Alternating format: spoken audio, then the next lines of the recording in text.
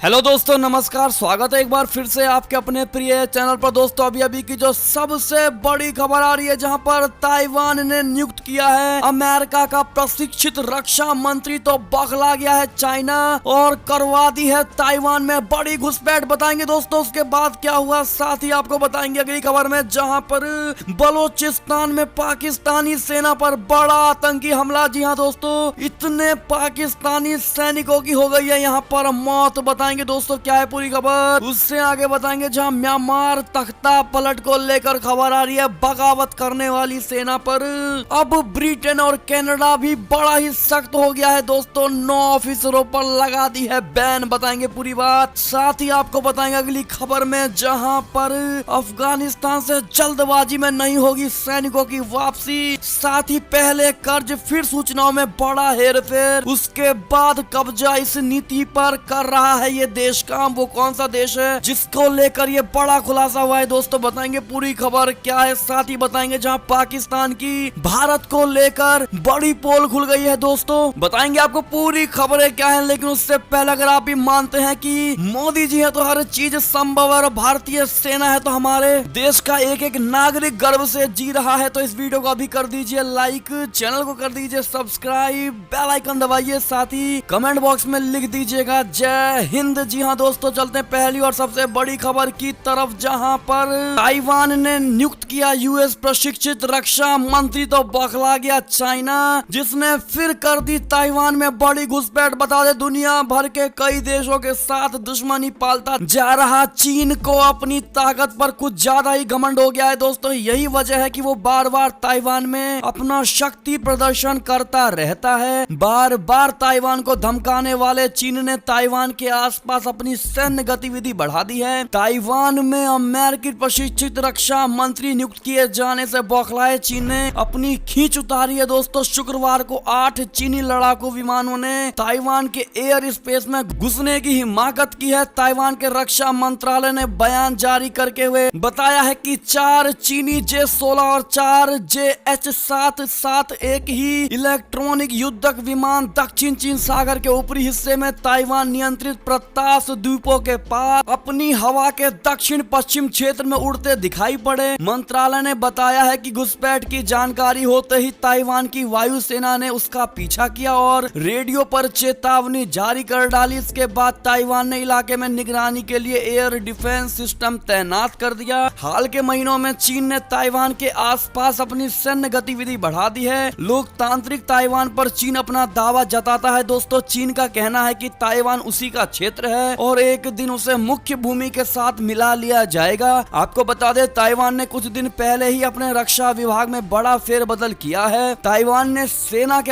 आधुनिकीकरण और खुफिया तंत्र को मजबूत करने के लिए अमेरिका में प्रशिक्षित रक्षा मंत्री की नियुक्ति की है। जी हाँ दोस्तों, ऐसे में अब ऐसा लगता है कि सारे देशों को मिलकर चाइना की हेकड़ी निकालनी बहुत जरूरी है दोस्तों। अगर आप भी मानते हैं कि चाइना को सभी देशों को मिलकर के एक बार मजा चखाना चाहिए तो हमारा फुल सपोर्ट है, सभी देशों को जरूर कह दीजिएगा। चलते हैं दूसरी बड़ी खबर की तरफ, जहां पर बलूचिस्तान में पाकिस्तानी सेना पर बड़ा आतंकी हमला हुआ है दोस्तों, जहां पर इतने पाकिस्तानी सैनिकों की हो गई है मौत। बता दे पाकिस्तान के अशांत बलूचिस्तान सूबे के 2 अलग अलग इलाकों में संदिग्ध आतंकवादियों द्वारा किए गए हमलों में पाकिस्तानी सेना के कम से कम 5 सैनिक मारे गए, जबकि अन्य 2 घायल हो गए हैं दोस्तों। फ्रंटियर कोर के सैनिकों को निशाना बनाकर गुरुवार को बलूचिस्तान की राजधानी क्वेटा के बाहरी इलाके और कोहलू जिले के दूर दराज इलाके में हमला किया गया है दोस्तों। सुरक्षा अधिकारियों ने बताया है कि पहला हमला क्वेटा से बाहर बाईपास इलाके में हुआ है। उन्होंने बताया है कि यहाँ रिमोट संचालित बम को मोटरसाइकिल में रखकर फ्रंटियर कोर के काफिले को निशाना बनाया गया, जिसमें एक सैनिक की मौत हो गई जबकि 2 अन्य घायल हो गए हैं। उन्होंने बताया है कि धमाका फ्रंटियर कोर के वाहन के पास हुआ जो गश्त लगा रहा था। जी हाँ दोस्तों, अधिकारियों ने बताया है कि दूसरा हमला कोहलू जिले के कहान इलाके में हुआ, जहां पर संदिग्ध आतंकवादियों ने फ्रंटियर कोर की जांच चौकी को गुरुवार देर रात निशाना बनाया और इसमें 4 सैनिक मारे गए हैं। जी हाँ दोस्तों, उन्होंने बताया है कि हथियार बंद हमलावरों ने जांच चौकी पर अंधाधुंध फायरिंग कर दी, जिसका सैनिकों ने भी जवाब दिया है। बता दें कि चीन पाकिस्तान आर्थिक गलियारे के केंद्र बलूचिस्तान में आतंकवादी और अलगाववादी, आतंकवादी और अलगाववादी गतिविधियों में बड़ा इजाफा हुआ है दोस्तों। लेकिन अगर अब आप भी मानते हैं कि पाकिस्तानी सैनिकों को ना मार के पाकिस्तानी आतंकवादियों को ही मारा गया है, तो आप भी कमेंट करके ये बात जरूर लिखकर बताइएगा दोस्तों, क्योंकि आतंकिस्तान में सिर्फ आतंकी ही भरे हुए हैं। हमें नहीं लगता कि वहाँ कोई सैनिक भी है। जिस प्रकार से वहाँ की इमरान सरकार आतंकवादियों को बढ़ावा दे रही है दोस्तों, ऐसे में आपका क्या मानना है कमेंट करके जरूर बताइएगा दोस्तों। अपने भारत देश का सवाल है, कमेंट करना बिल्कुल मत भूलिएगा। चलते हैं अगली खबर की तरफ, जहां म्यांमार तख्ता पलट के बीच बड़ी खबर, बगावत करने वाली सेना पर अब ब्रिटेन और कनाडा भी हो गए सख्त।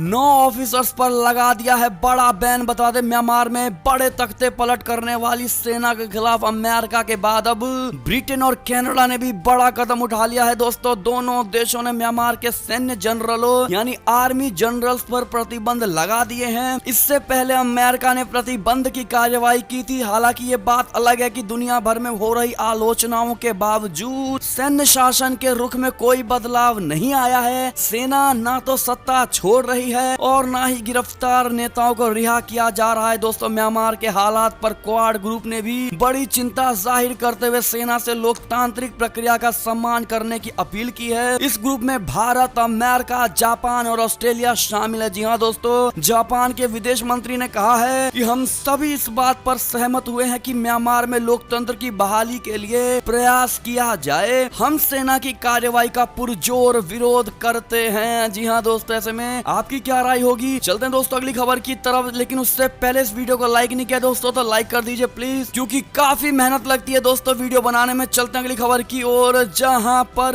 अमेरिका से खबर आ रही है, अफगानिस्तान से जल्दबाजी में नहीं होगी सैनिकों की वापसी। अमेरिकी रक्षा मंत्री ने दिया है ये बड़ा बयान। बता दें, अफगानिस्तान से सैनिकों को बुलाने पर अमेरिका ने बड़ा बयान दिया है दोस्तों। अमेरिकी रक्षा मंत्री लॉयड ऑस्टिन ने कहा है कि अफगानिस्तान में तैनात अमेरिकी सैनिकों को जल्दबाजी में नहीं बुलाया जाएगा। उन्होंने कहा कि युद्ध से तबाह देश में हिंसा की घटनाएं कम होनी चाहिए और अफगान नेतृत्व वाली वार्ता में और प्रगति की जरूरत है। जी हाँ दोस्तों, अमेरिका और तालिबान फरवरी 2020 में एक समझौते पर पहुंचे थे, जिसके तहत तालिबान और अफगान सरकार के बीच शांति, सुलह, स्थायी संघर्ष विराम और आने वाले दिनों में सभी विदेशी सैनिकों की वापसी होनी है। अफगानिस्तान में वर्तमान में करीब 2500 अमेरिकी सैनिक है। जी हाँ दोस्तों, ऐसे में अगली खबर की अगर बात करें तो एक रिपोर्ट में चाइना को लेकर बड़ा खुलासा हुआ है दोस्तों, जहां पहले कर्ज फिर सूचनाओं में हेर फेर, उसके बाद कब्जा। जी हाँ दोस्तों, इस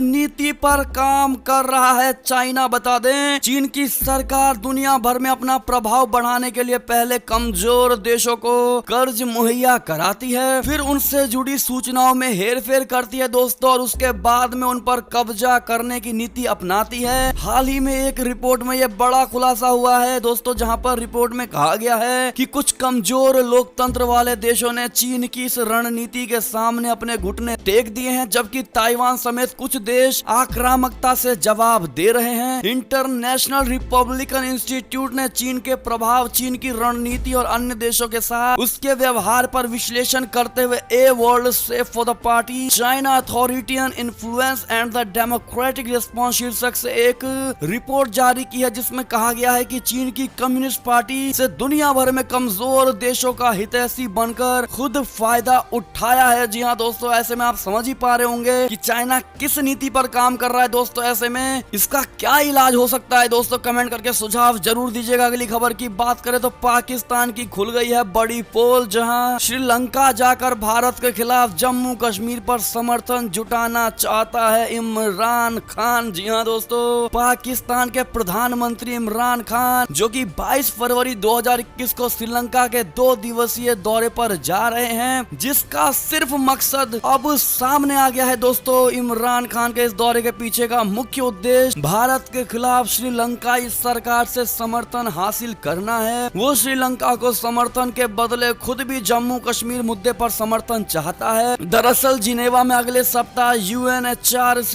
के सत्र में श्रीलंका के मानवाधिकार और इससे जुड़ी जवाबदेही के रिकॉर्ड की जांच की जाएगी दोस्तों। इस बात की जानकारी मीडिया ने न्यूज हब IK के हवाले से दी है। ऐसे में इमरान खान की इस यात्रा से श्रीलंका को यह संदेश देने की कोशिश हो रही है कि वो पाकिस्तान UNHRC में श्रीलंका का समर्थन करने के लिए तैयार है। ऐसे में दोस्तों पाकिस्तान को क्या जवाब देना चाहिए दोस्तों, कमेंट करके जरूर सुझाव दीजिएगा। चलते हैं अगली खबर की ओर, जहां भारत चीन के बीच 10वें दौर की वार्ता से जुड़ी खबर, जहां पूर्वी लद्दाख के बाकी इलाकों से सैन्य वापसी पर हुई चर्चा। बता दे भारत तथा चीन ने शनिवार को एक और दौर की सैन्य वार्ता की, जिसमें चर्चा का मुख्य बिंदु पूर्वी लद्दाख में हॉट स्प्रिंग्स, गोगरा और तेपसांग जैसे क्षेत्रों से भी सैन्य वापसी की प्रक्रिया को आगे बढ़ाने का है। पेंगोंग झील के उत्तरी एवं दक्षिणी छोर से भारत और चीन के सैनिकों, अस्त्र शस्त्रों तथा अन्य सैन्य उपकरणों को हटाए जाने की प्रक्रिया पूरी होने के 2 दिन बाद कोर कमांडर स्तर की 10वें दौर की वार्ता हो रही है दोस्तों। ऐसे में ये थी अब तक की सारी बड़ी खबरें। आपको हमारी एक एक खबरें कैसी लगी दोस्तों, कमेंट करके जरूर बताइएगा। अगर जरा भी अच्छी लगी है तो हमेशा की तरह इस वीडियो को अपने भाई बंधुओं में व्हाट्सएप, फेसबुक, ट्विटर के जरिए पूरे भारत में शेयर करना बिल्कुल मत भूलिएगा। और अभी कर दीजिए इस वीडियो को लाइक,